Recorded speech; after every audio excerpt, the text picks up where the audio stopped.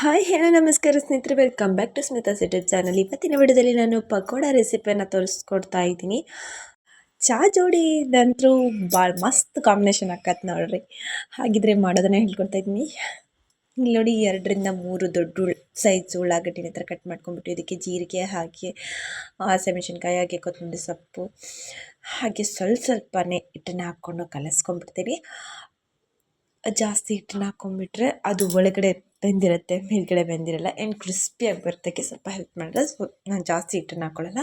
ಸ್ವಲ್ಪನೇ ಹಾಕ್ಕೊಂಡು ಈ ಥರ ಕಲಸಿಟ್ಟಿಟ್ಕೊಂಡ್ಬಿಡ್ತೀನಿ. ಹಾಗೆ ಇಲ್ಲಿ ಒಂದು ಬಾಣಲೆಲಿ ಎಣ್ಣೆ ಹಾಕ್ಕೊಂಡ್ಬಿಟ್ಟು ಕಾಯಕ್ಕೆ ಇಟ್ಕೊಂಡ್ಬಿಡ್ತೀನಿ.